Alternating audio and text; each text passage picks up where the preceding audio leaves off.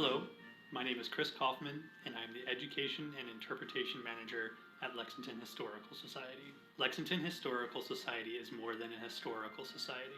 We're storytellers, fact finders, educators, and community gatherers.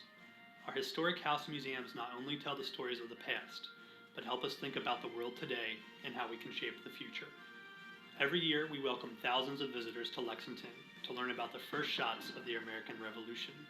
They come from around the world, around the country, and even right here in Massachusetts. In the community, we offer educational programs for both adults and children, including lectures, workshops, and summer camps. We work with local school districts to enhance their American history curricula so students can learn about history in an engaging way. Our recently completed Archives and Research Center offers state-of-the-art storage capabilities for our historical material, a new, safe workspace for volunteers and staff, as well as an inviting, spacious research library for residents, scholars, and students. We hope you can join us for one of our programs, whether it's in person or virtual, or possibly take a tour of one of our museums. We love having community members get involved with us and enjoy the history of Lexington. You can help keep local history alive by supporting our important mission and donating today. Thank you.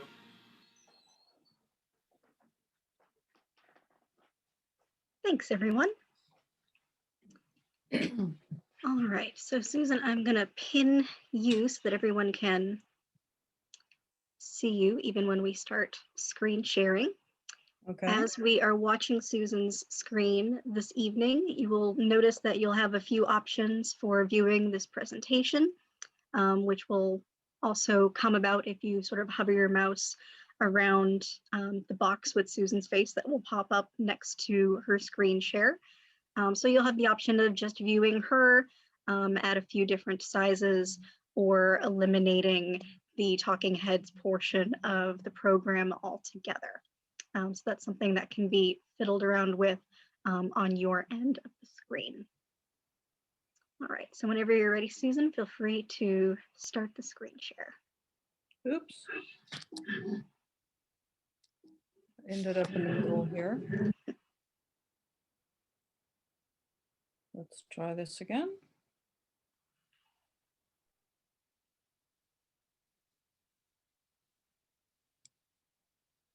Okay. Okay, so before I begin the talk, I just wanted to put up, for those of you who were here the other day, on the talk about Lexington's modern neighborhoods.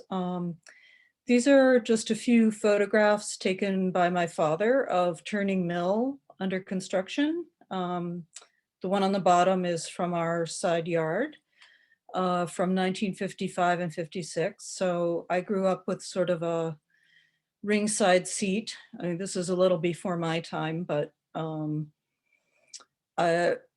I think that's what started me on my modernist interest, was growing up on the edge of this neighborhood and visiting all these houses, which I thought were wonderful. Okay, so.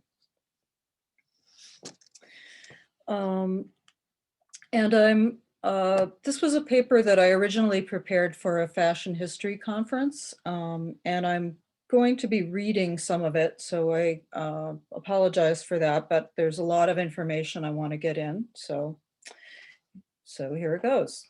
In the summer of 1959, clothing by the Finnish company Marimekko was introduced to the American market as part of an exhibition of Finnish design at Design Research, a small avant-garde home furnishing store in Cambridge, Massachusetts.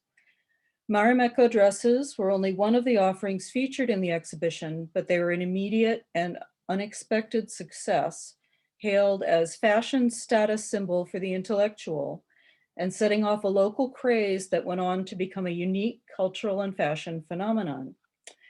This talk looks at this phenomenon in its local context and considers how the social and architectural environment of mid-20th century Cambridge made it the ideal place to launch the new and idiosyncratic approach to fashion represented by Marimekko. It also examines the varying ways in which Marimekko clothing has been perceived at the time and in retrospect, and how and why these dresses continue to have meaning for their wearers decades later. And this is an image of the front display window at Design Research, probably about 1964-ish. This story may be said to begin with Walter Gropius, the founder of the Bauhaus in Germany, who in 1937 came to the United States to become dean of Harvard's Graduate School of Design.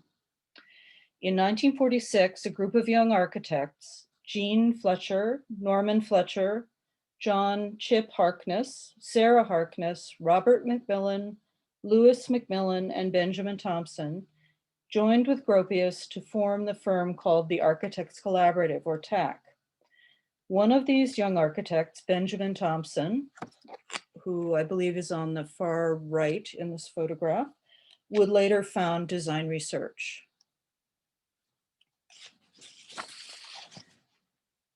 After World War II, the Boston area was the site of a tremendous amount of architectural activity, and through the 1950s and 60s, it became in some ways a world center for modern architecture. In part, this was due to the many students who came to study at Harvard with Gropius and Joseph Louis Sert, who succeeded him as dean in 1953, and at MIT, where the Finnish architect Alvar Aalto taught at MIT between 1945 and 1951. This was also a period when many universities in the Boston area were expanding and commissioning major works, such as TAC's Harvard Graduate Center, which you see on the left here, Aalto's Baker House Dorm, 1949 for MIT, and the Kresge Auditorium and MIT Chapel, built 1950 to 55 by Eero Saarinen. Perhaps more relevant to my subject, however, were the architectural firms founded by architects associated with these universities in and around Harvard Square, and the many architects who came to Cambridge to work for them. TAC in particular grew over the next 2 decades to become for a time the largest architectural firm in the country. At one time, according to the Boston Globe's architecture critic Robert Campbell, there were estimated to be approximately 500 people working in architectural firms in Harvard Square, and the corner of Brattle and Story Streets, where the new Design Research building was later built, was known as Architects' Corner. One of the first things that young architects, such as the TAC partners, turned their attention to was the problem of housing. This was an optimistic time when many architects and designers were interested in reforming home design, and also a time when many young families were looking for inexpensive housing. In the Boston area, there were large numbers of young academics and professionals working at the universities and at the many technology companies and research laboratories starting up in the area. Just the sort of demographic whose members would be open to the idea of living in a modern house. New highways, including routes 2 and 128, made it feasible to commute by car into the city from suburbs such as Lexington and Concord, where land was inexpensive at the time. All of these factors gave rise to a series of planned modern neighborhoods in the Boston suburbs. One of the first of these was 6 Moon Hill in Lexington, where the TAC partners, except for Walter Gropius, built houses for themselves and recruited a group of like-minded families to join them. The neighborhood was set up as a cooperative association with a swimming pool and common land available to all residents. The houses were planned to blend into their land and their surroundings with no fences between properties. This community-oriented progressive model, which young couples starting families found particularly appealing, became the model for the modern neighborhoods that followed. And here you see, I believe that's the Harkness's house on the left and the Fletcher house on the right in 6 Moon Hill. In Lexington, the next project was 5 Fields, which TAC developed as a speculative neighborhood beginning in 1950. A third Lexington neighborhood, Peacock Farms, was developed by MIT-trained architects Walter Pierce and Danforth Compton beginning in 1952. Pierce's split-level adaptable Peacock Farms house design won the Homes for Better Living contest, sponsored by the American Institute of Architects in 1957, and was used for several other developments in Lexington and surrounding towns. In Concord, the Canantum neighborhood was developed with partially prefabricated homes designed by MIT architecture professor Carl Koch, who had previously designed the modern neighborhood of Snake Hill in Belmont. Canantum was envisioned as a means of providing affordable housing for MIT and Harvard faculty and graduate students, and was promoted to that audience as being 22 minutes from Harvard Square. My mother, my parents were probably would have moved to Canantum, except that they weren't going to have a house ready in time for when they wanted to move. But several of his MIT classmates ended up living in Canantum, so I got to see some of those houses too. Carl Koch's next venture was the Tech Built House, designed in 1953, a modular design based on a system of prefabricated components. Tech-built developments and individual houses were built throughout the Boston suburbs, including the Middle Ridge neighborhood in Lexington, now known as Turning Mill. The people who lived in all of these modern neighborhoods and houses, many of whom had ties to Cambridge and Harvard Square, provided a sympathetic audience for modern design, and many of the women who lived in these neighborhoods would become loyal Marimekko customers. Benjamin Thompson, an original partner of TAC who lived on Moon Hill and had participated in the development of 5 fields, felt that many of the new modern houses in the area were being ruined by incompatible furnishings. So in 1953, he opened the first design research store in a converted clapboard house on Brattle Street, just off Harvard Square in Cambridge, Mass, where the Education School Library is now. One of the first employees hired by Thompson for DR was Betsy Whitman, who you heard about the other night, who at the time was working as an interior designer for TAC, and who later lived in a tech-built house in Middle Ridge, right up the street from me.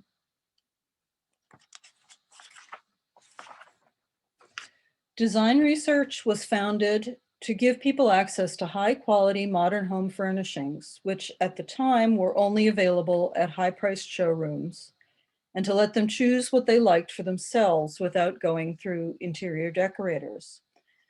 Thompson viewed DR as a cross between a museum and a store with an educational as well as a commercial mission. Furniture and accessories, both modern designs and traditional crafts from around the world, were presented in a domestic setting to demonstrate the possibilities for including beauty in everyday life.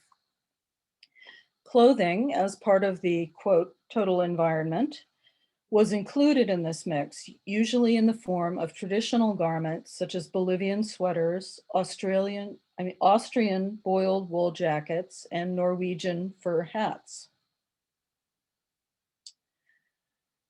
Among the clothing sold by DR was a collection of clothes, some made of DR's furnishing fabrics designed by Lorraine Howes, a fashion designer and model who worked at DR.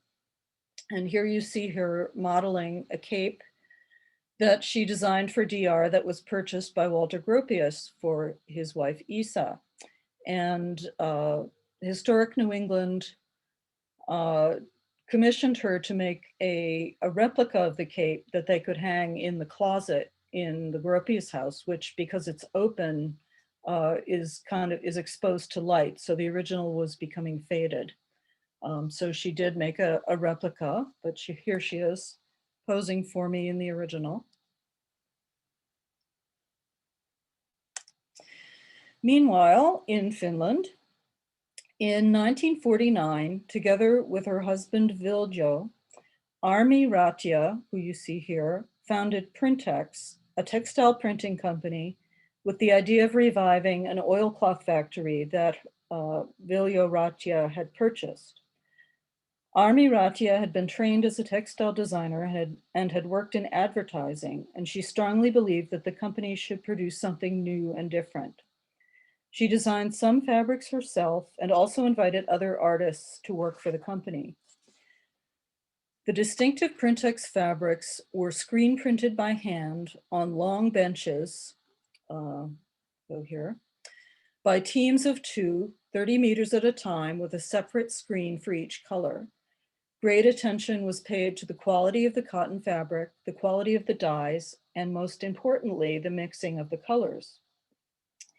Even though this was in a way a kind of mass production, the company early on learned to treat the areas where the colors overlap, which are traditionally considered a mistake in textile printing, as design elements in their own right. And I'll go back to this. This was, they were treating these overlapped areas and any irregularities as indicating that these were hand-produced textiles. This was particularly effective in striped patterns, as you can see here on the bottom. You're using three or four different colors, but you're getting all of the colors that are made by the different colors overlapping, and it gives it a nice sort of modern art abstract quality. So here you can see the women printing. They would go down the table, and then the fabric up above, it comes back, it's drying. That's the previous run goes above and comes back to the end of the table, and then they go back and do the next screen. And hopefully this will run. This is a video of from the later 1960s of how this worked. Ensimmäiset 10 vuotta kulkin käsipainannan merkeissä ja sitten alkoi vähitellen tuntua, että sitä välineestä oli niin kuin ottanut kaikki mehut irti. Mulla ei ollut niin kuin enää mitään uutta kerrottavaa sillä tekniikalla. Myöskin tuli ehkä So you see they're using a lot of ink puhua useamman kanssa. for those intense colors. Musta pitkäaikainen suhde tehtaaseen on suunnittelijalle hirveän arvokas. Siinä kehittyy molemmin puolin sellainen kieli, joka nopeuttaa sitä työskentelyä. And this is Annika Rimala, who was the head dress designer during the 1960s. En myöskään ole unohtanut niitä vaatteita, joita tuli tehtyä.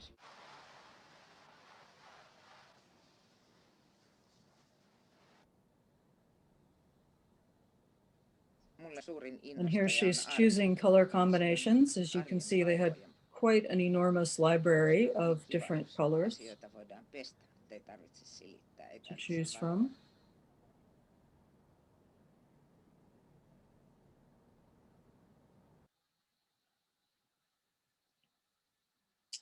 Okay.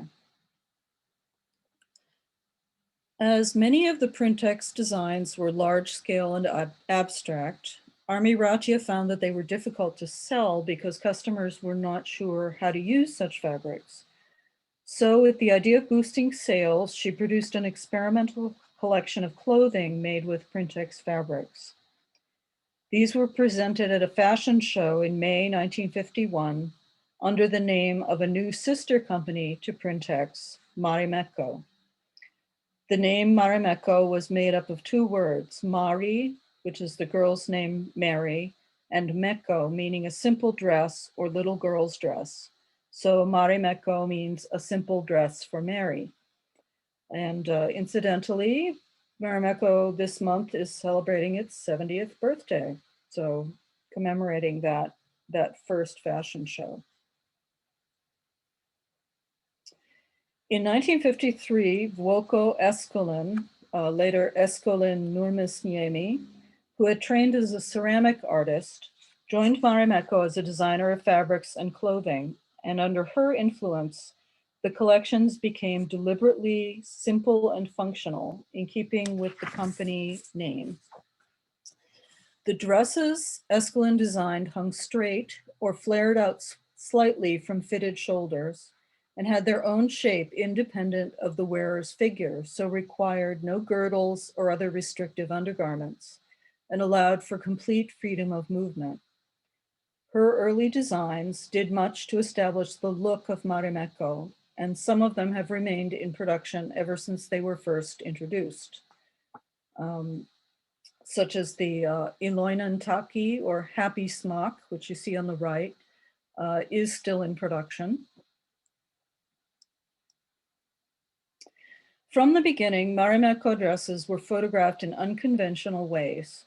Models were often photographed barefoot in Finnish landscapes, and the active poses of the models, who were sometimes barefoot, emphasized the image of freedom and individuality. As anti-fashion, Marimekko clothes were consciously marketed to young intellectuals and creative people. And while purporting to ignore fashion, they became highly fashionable among their target audience in Finland. And this is just a bit of fun from 1957. Sai helsinkiläisyleisö nähdä Marimekon järjestämänä mannekiininäytöksen, fashion mikä oli show herännyt that I taidetallin tilat found ääriään on myöten a täyteen Finnish kiinnostunutta television yleisöä. archive.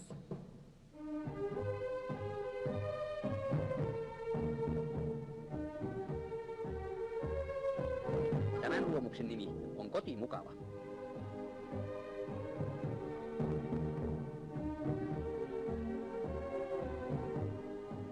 Ja tällaisessa asussa voi mennä vaikka saunaan ja uimaan.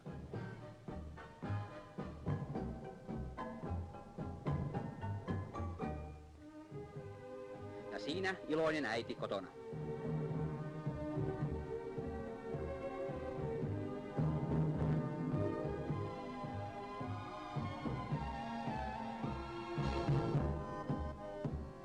Ja sitten nähtiin hauskoja sateeseen välittömästi liittyviä asusteita.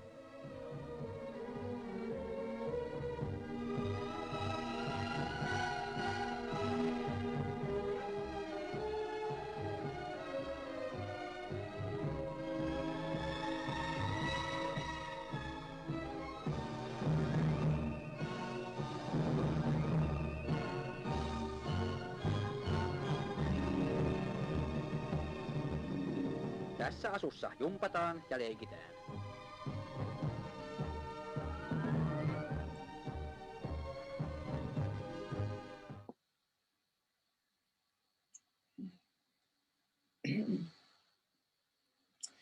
In 1958, Ben Thompson had seen Printex fabrics at the Finnish pavilion at the Brussels World Fair and was impressed by what he saw.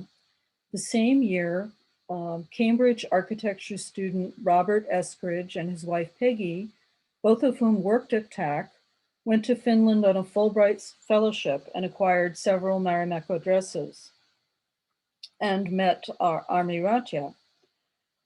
After the Eskridges returned to Cambridge, it was decided to hold an exhibition of Finnish design at Design Research in the summer of 1959 and to include Marimekko products in their display. And here you see the poster for that exhibition on the left, designed by Peggy Eskridge. Armi Ratia and Voko Eskelin came to install the exhibition, and the opening featured a smorgasbord and a fashion show of Finnish dresses modeled by college girls from Wellesley, Radcliffe, Wheaton, and Simmons. The exhibition received wide coverage in the press, including a half-page illustrated article, you see here, in the New York Times, a remarkable accomplishment for an exhibition mounted in a small furniture store in Harvard Square. At first, the press covered the idea of Finnish fashions as a novelty and remarked positively on the quality of the printed fabrics, unusual details, and dramatic simplicity of the fashions. More newsworthy, however, was the immediate response of Cambridge customers to Marimekko fashions. Lorraine Howes remembers Ben Thompson being taken aback when she suggested ordering 100 dresses to start with, which seemed to him like too many. When the exhibition opened, however, the dresses completely sold out in the first several days. The sales girls were even being asked, "Is that yours or can I buy that?" and had to change into their own clothes so that the dresses they were wearing could be sold. In local coverage, the Boston Traveler reported that, though the dresses seemed to be a deliberate attempt to be unfashionable, the lack of up-to-date styling was made up for by the distinctive colors and fabrics. And although the prices, $20 to $40, seemed like quite a lot of money for little cotton dresses, the article also noted that if the American woman likes something, she doesn't mind paying a good price for it, and that the arty set thinks they're great.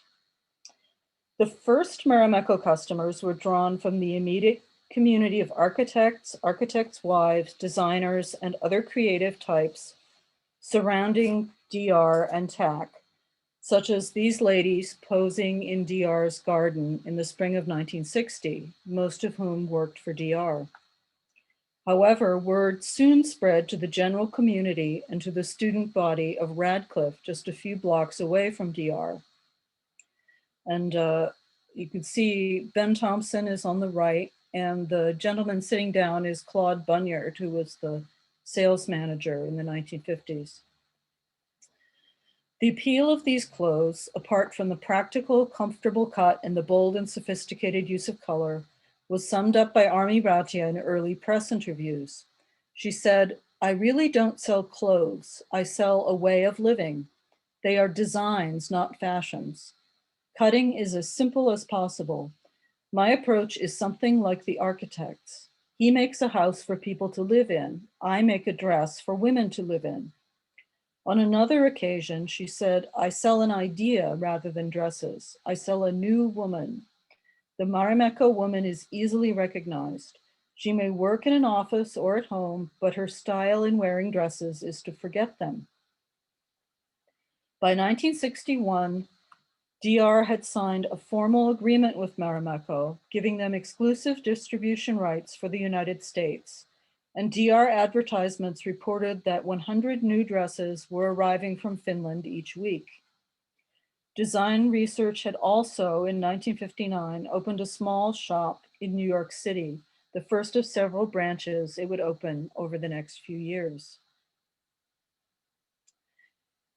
In June 1962, an article in Life magazine entitled "By Any Name Still a Sack," referring to the chemise dress or sack dress that had appeared in fashion around 1957, announced that, to the likely dismay of its male readers, the figure-concealing sack dress had returned under the name of Marimekko, and that the dresses were becoming an enveloping fad with Eastern college girls. It also noted that matching tie belts are provided for the timid, but usually end up on the wearer's hair instead of around her waist. The following pages featured Radcliffe student Pat Gerald, who you see at the right, modeling the two Marimekkos she owned, and noted that many of her classmates had 4 or 5 in their closets.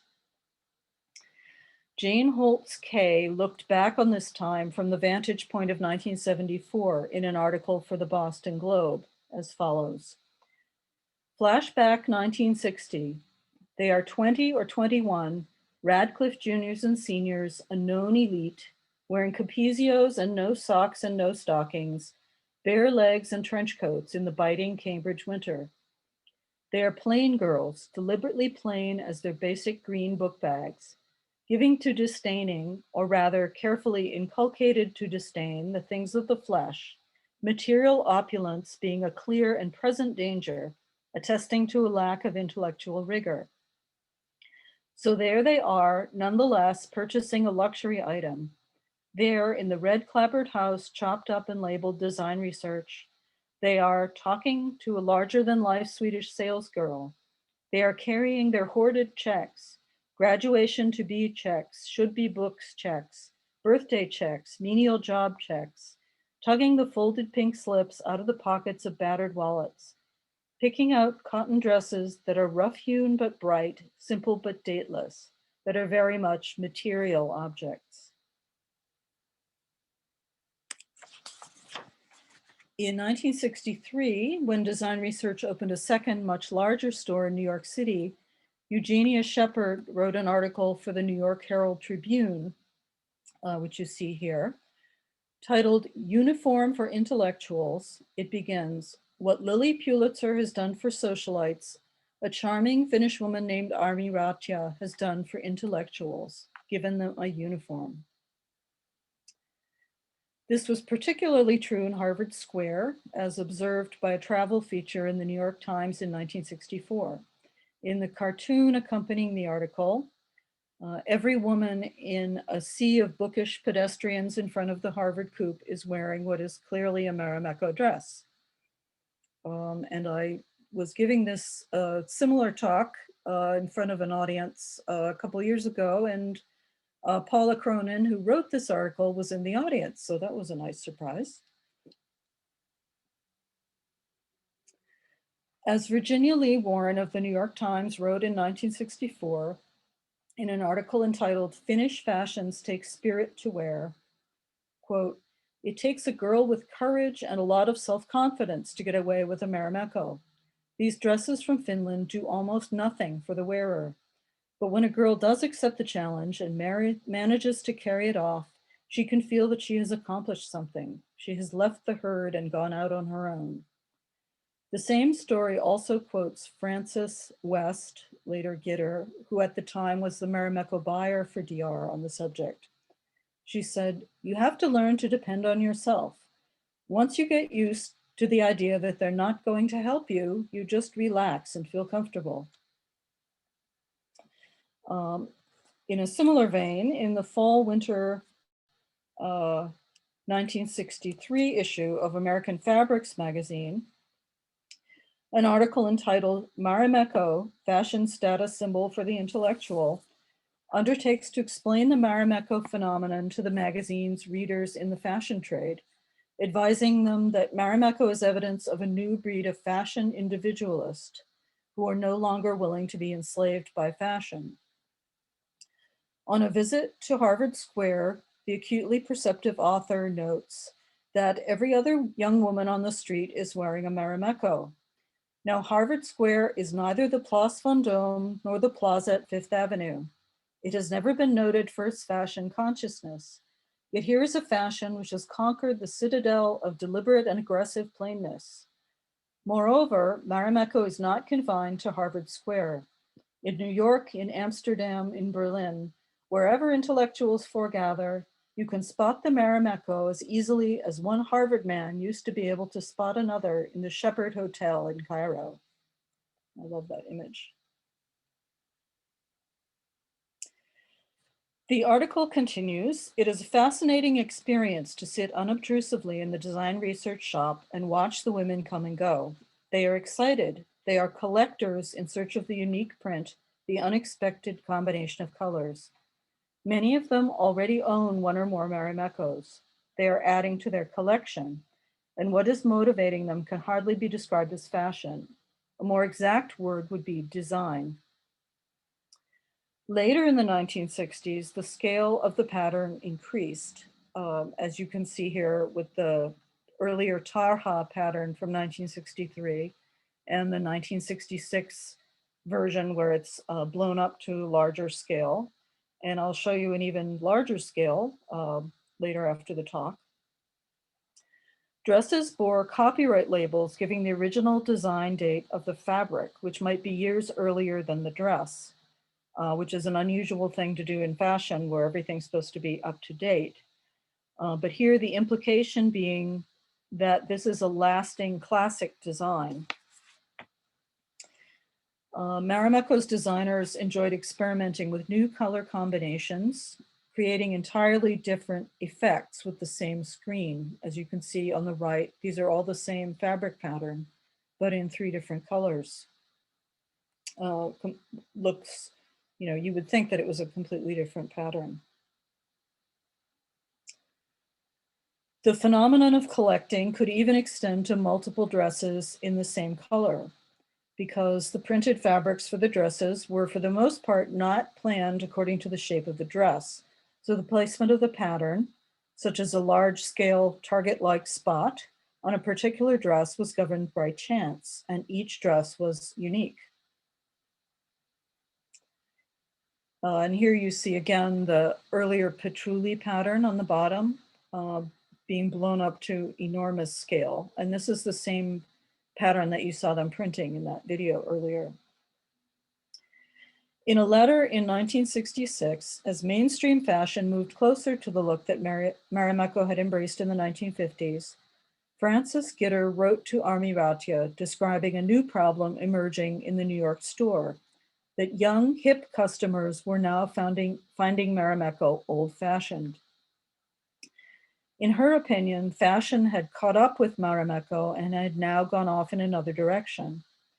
However, the problem as she saw it was not that Marimekko was out of step with current fashion, but rather that it was too close to the current fashion look, and therefore in danger of looking dated when that look went out of fashion. By 1968, as the fashion began to move back toward more fitted garments, Marimekko's designers seemed to lose confidence in being anti-fashion and began to follow fashion, introducing fitted shirt dresses and small patterns, such as the one on the right. As one reviewer put it, when the newest Marimekko dress turns out to be a little belted shirt dress in a tiny flower print, you know that fashion has taken a turn toward the traditional. By 1969, design researchers' wholesale customers, other stores around the country that carried Marimekko, were reporting that their customers found the spring styles with their small prints too timid and too similar to mainstream brands such as Villager to justify the higher cost. They reported that the older designs were still selling well and that regular customers were still buying, quote, to add to their collections. However, they also noted that some people, rather than buying the new dresses, were buying Marimekko yardage, which still featured large, bold prints to make their own dresses. Ironically, this problem with Marimekko's new styles being too fashionable for loyal Marimekko customers was surfacing just as Benjamin Thompson had lost his lease on the original design research building and was designing the new store diagonally across the street, which opened in 1969. This building, which essentially turned the whole store into a glass showcase, was immediately hailed as a local landmark and went on to win many awards. And this photograph is taken shortly after it opened. It also made Marimekko more than ever a part of the Cambridge streetscape, with the neon Marimekko sign, which you see here, on the mezzanine as a prominent feature of the facade, and constantly changing displays of dresses, filling the front windows and central stairwell. Architectural photographer Peter van der Walker recalls returning to Boston from Berkeley, California, where he was studying architecture in 1969, and encountering the new DR building for the first time. He said, "I come back to Boston to visit a friend. I walk into Harvard Square and there I see Ben Thompson's glass-walled DR building. It is sleek, transparent, and colorful. Coming out are women in Marimekko dresses. They look as if they are wearing the architecture. They look impossibly modern." Through the 1970s, Marimekko continued to wrestle with the problem of how closely to follow fashion. New styles were introduced, but earlier styles were also regularly revived, sometimes with hemlines adjusted for a more up-to-date look. In Cambridge, DR's windows continued to be filled with classic Marimekko styles, and loyal customers continued to buy them until design research went out of business in 1979. And here, this photograph, I believe, is from 1975. And you see most of the dresses in the window are actually designs that date back to the 1960s. So they're still being treated as classics.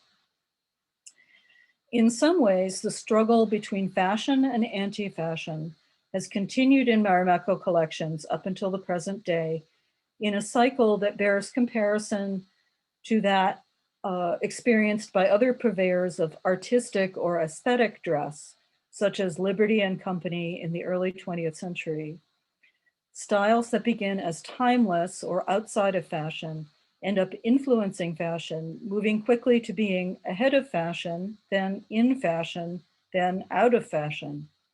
In Cambridge, however, where local women enthusiastically embraced Amirati's concept of a dress to live in, and many find it difficult to part with their dresses even after they no longer fit, Marimekko has never truly gone out of fashion. And here are three ladies who worked at DR in the 1960s, holding up some of their dresses from that period. These are part of a series that was taken by the late photographer Elsa Dorfman. And a friend of mine, Caroline von Valkenburg, is working on a documentary, which was part of this whole project. So hopefully that will be coming out eventually.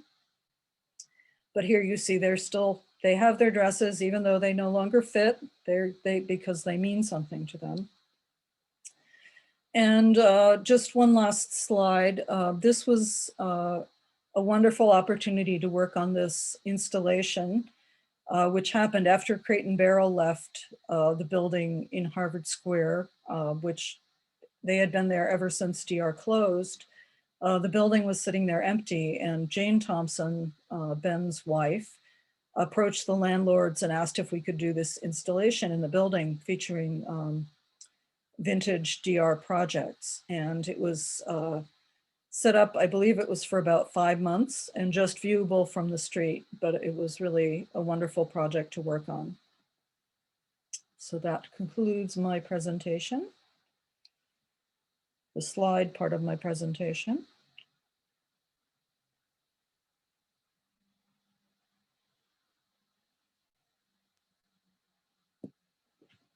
Oops, my computer is going to sleep. This is not good. There we go. Okay, so I also was asked to display some things from my collection. So I brought out a few things. I don't know how well they'll show up on the video. But here goes a try.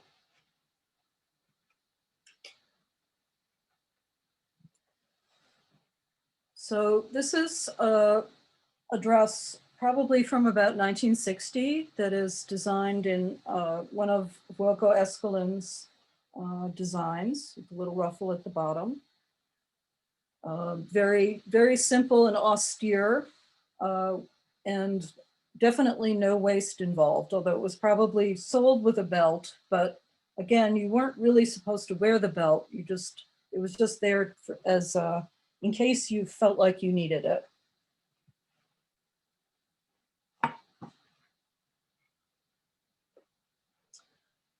And this is a dress in the Kaidas pattern, which is sort of the middle scale of the three scales of this pattern by Annika Rimala.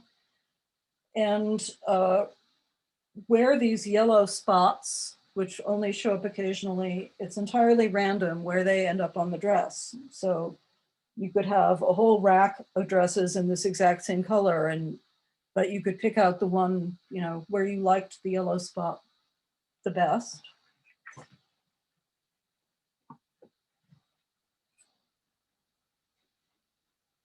And this is the even larger scale of tarha, where it's blown up to cover the whole dress as one pattern motif, basically. This was called Jokari. This is from, I think, 1967. And this dress I bought from a woman who was an art teacher in the Boston area. And she said she wore this to her job a lot. So she must have been a very colorful art teacher.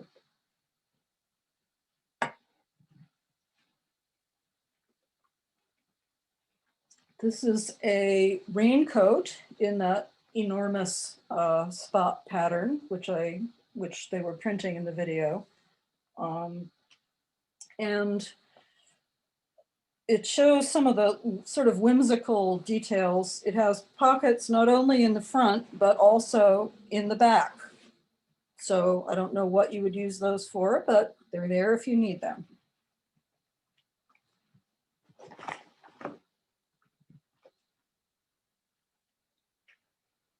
And then finally, I have two teeny little children's Marimekko. Guess this is a shirt, and this is a dress. Probably the smallest Marimekko in captivity. And it has this nice little pocket here, which you probably can't see very well, but extremely cute.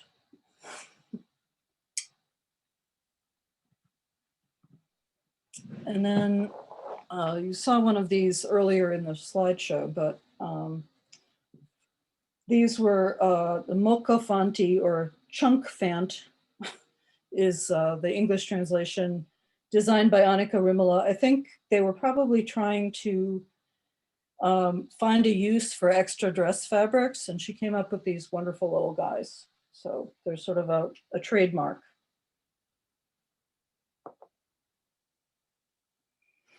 Okay. So I went on a little longer than I was supposed to. I hope that's fine. It was okay. very Thank you so much for sharing your pieces of your collection with us as well. Susan Lynch in the chat says that she, while she didn't have Marimekko as a child, she wore stretch pants with a striped top in matching colors, as inspired by Marimekko. Mm-hmm. Even the kids back then were into the trend. Mm-hmm. All right, so I'll get into some of the questions here. Question one is the raincoat made from oilcloth or something else? It is oilcloth. It's a, I'm not sure exactly what kind of, I think it's like PVC.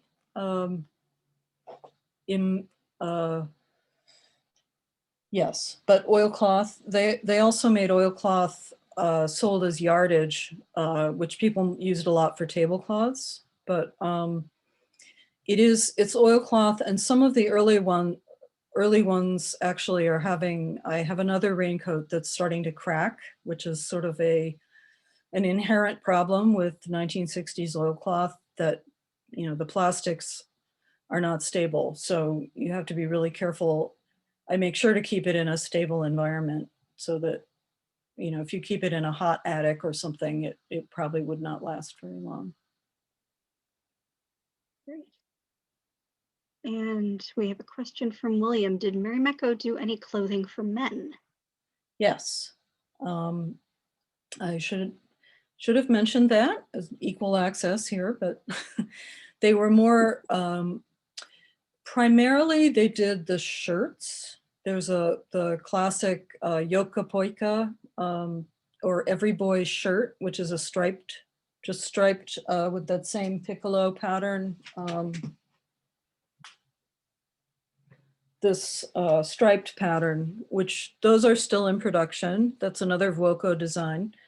They were also known as architect shirts around here, really, just because all the architects had them. That was pretty much what they made for men in the 60s. I think I've seen like an anorak jacket that was sort of unisex, but and they also made ties. That's true. They made neckties, but it was primarily women's fashion, and actually all the people running the company were women, so that's not entirely unexpected. And I know in the 70s they did more with men's fashion. In general, men's fashion in the 70s tended to be a bit bolder than in other decades. Mm-hmm. Yeah, they did sort of the Marimekko version of the leisure suit, kind of. That's amazing. I'll have to look that up. Do you know if they sold any of these as art pieces? Robert says that he bought in the 70s a square yard of framed fabric with circles of color. I don't know. I guess, I mean, a lot of people and design research, they're stretched on like painting stretchers a lot. And I don't know if they sold them that way, but they probably did. Just more often, I think people would buy them and then stretch them on their own stretchers when they got home, sort of as instant art. And I know they did it a lot to decorate the store, but I'm not sure if they actually sold them. Probably if you went into the store and you saw one on the wall and said, "Can I buy that?" they would probably have sold it to you, but I don't know if it was deliberately marketed that way.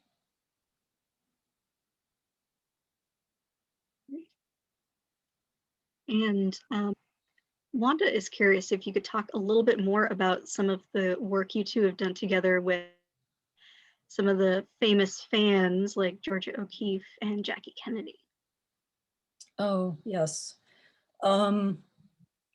Well,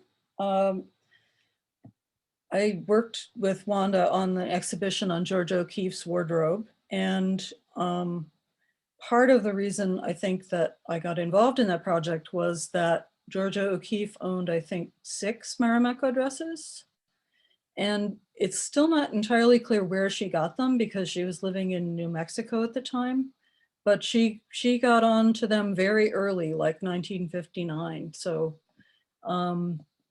she must have been reading all that New York Times coverage that came out, you know, right in 1959 and said, "Oh, that's for me." But she wore them a lot too. There are a lot of photographs of her wearing them. And Jackie Kennedy, it's a little mysterious, but apparently when she was during the campaign, I think she was pregnant at the time, she bought something like 6 Marimekko dresses from a little outpost of GR that was in Hyannisport, which no one's really been able to track down, but it's sort of become this great myth. And she did buy the dresses, and she's actually pictured wearing one of them on the cover of Sports Illustrated after Kennedy won the election, although it never mentions in the magazine what she's wearing or even her name. It's always created as, oh, this created the fad for Marimekko, but there's no way of, if you just read the magazine, there's no way to tell what she was wearing. So, but I know it was covered in like AP stories around the country that, oh, Mrs. Kennedy loves these Finnish dresses. And I think Armi Ratia was a genius at promotion. So she probably did a lot to fan the flames of this myth. But she definitely did own the dresses, and 2 of them were sold at an auction she gave to one of her secretaries, and the Design Museum in Finland now owns 2 of them. We have a couple people here who are interested in what the company is like today. Is the clothing still made in Finland, and how do the prices compare to the 1960s? I'm assuming with inflation taken into mind there. Yeah, I'm not entirely sure what, I know some things are still made in Finland. A lot of the fabric is still printed in Finland. But I know that at least some of the, like, a lot of things are made in Estonia, sort of in that area of Europe. But they're also doing a lot with other fabrics now. So I'm not entirely sure, like printed silk and knits. So that wouldn't be printed at their company, at their factory in Finland. Yeah, I think I'd have to sort of look at each garment and see where it says it was made. And I'm not sure what the proportion is, but I know a lot of the stuff is still made in Finland. I believe there are these Tasa Raita, which is sort of their classic striped t-shirts. I think those are all still made in Finland. The prices, I think they're a little bit higher than they were in the 60s, but they were quite expensive. You know, $40 for a dress in 1960 was a lot.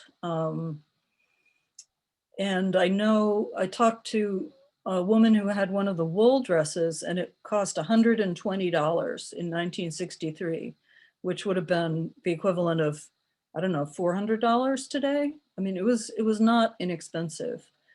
But I know the prices are quite high today. I haven't seen this season's collection, but so it was always kind of a luxury item in a way. But they, you know, like that article said, that, you know, Radcliffe students felt they were so important and they meant so much that they would save their money to buy them. And I know personally, I know my mother would never pay that much, so that we never had any. I got to buy fabric when I was in high school in the late 70s. That was the first time I ever got to own Marimekko, which might be why I ended up with all the vintage stuff later on. Great. So I know you don't have a lot of clothing per se there right now, but we did leave a link to your Etsy shop down in the chat. Yeah. And folks are curious beyond that, are there any other good sources to scout some of this vintage Marimekko? Where do you find the pieces from your collection, besides from art teachers? Actually, I don't even remember how I got a hold of her. Most of my collection probably came from eBay originally, and there's a lot less on there now. Rummage sales occasionally, but there's less and less of it out there. Sometimes if you just do a Google search on vintage Marimekko dress, other vintage sites will come up, and just what I do is go up and do like an image search and use the tools to select, you know, within the last month. And sometimes you find some good stuff that way. I have a little too much now, so I haven't been looking recently, but good things do turn up on Etsy. Particularly from Europe, there's some people selling things that didn't really make it over here. And I will be selling some more stuff over the summer as soon as I get my act together, but We'll keep an eye on that.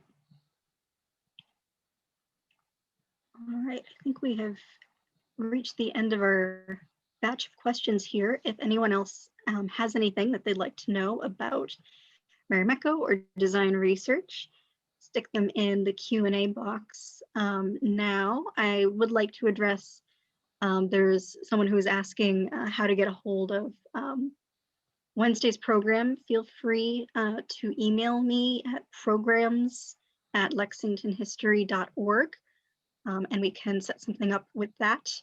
Not sure who to address. You're showing up as MacBook Air in the chat, so I don't have a name there, but feel free to send us an email and we'll get you sorted. All right, do we have any other burning questions from our audience tonight? You have been great so far.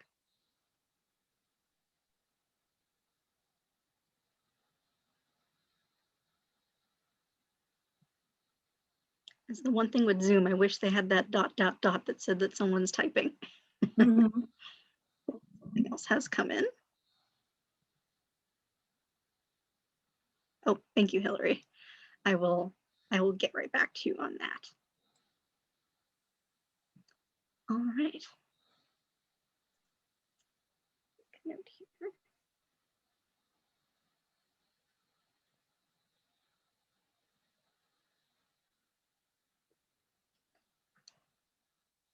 All right, well, you're getting many thanks in the chat for the presentation. It was wonderful to be able to have a nice interactive chat and to see some of these pieces in real life. Susan and I were talking a bit earlier how fascinated the folks who saw those fashion shows and other clips in black and white must have been going off to the store. So it's always great to see these things in their full color, even if it is on a video. So hopefully the next time we do this, it'll be able to be in person and it will be even more colorful. Yeah, that's one thing I should mention, is that part of the reason I have been taking so long to list things online is that digital cameras completely freak out at Marimekko colors because they're so saturated.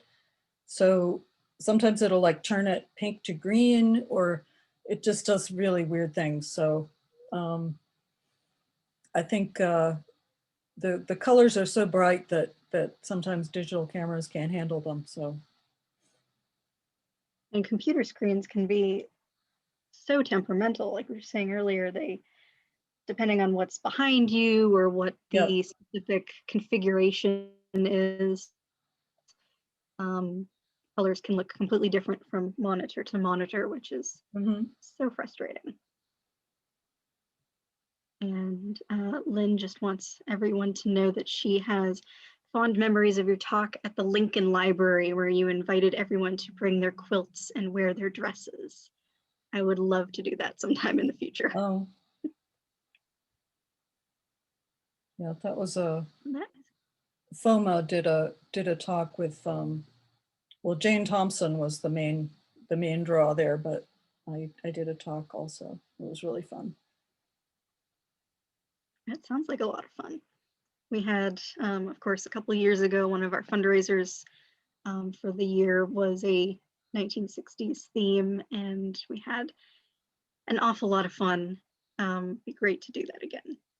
And we've amassed such a following here in Lexington for our mid-century history that this is something that we are hoping to continue on a regular basis to explore the different aspects of this period of the town.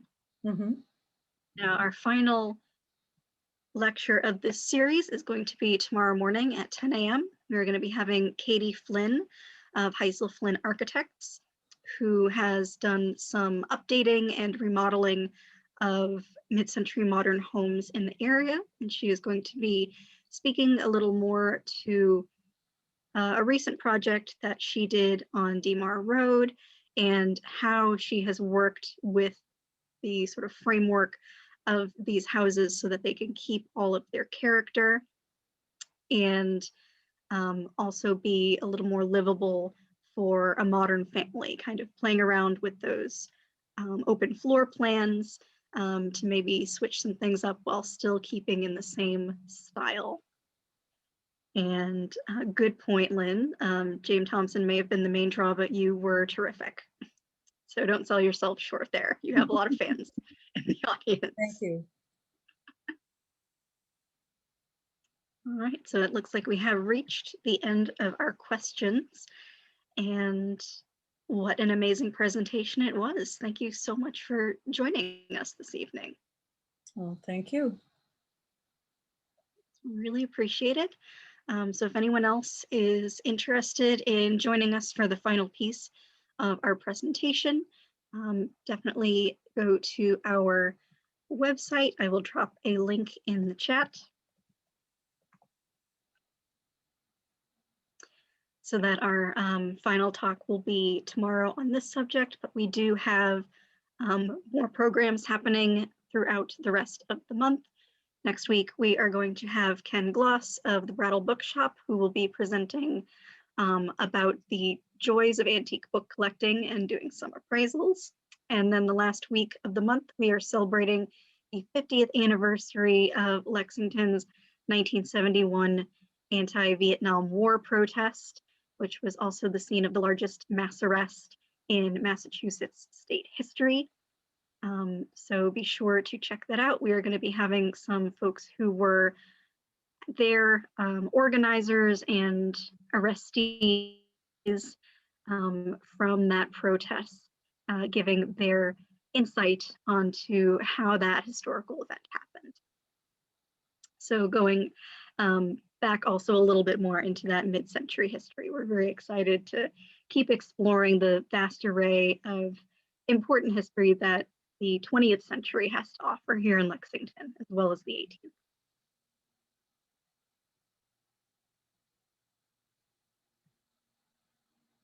All right, we have thank yous pouring in. Thank you so much, everyone, for joining us tonight.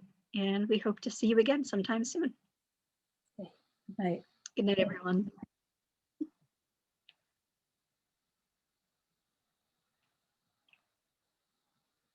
And thank you so much again, Susan.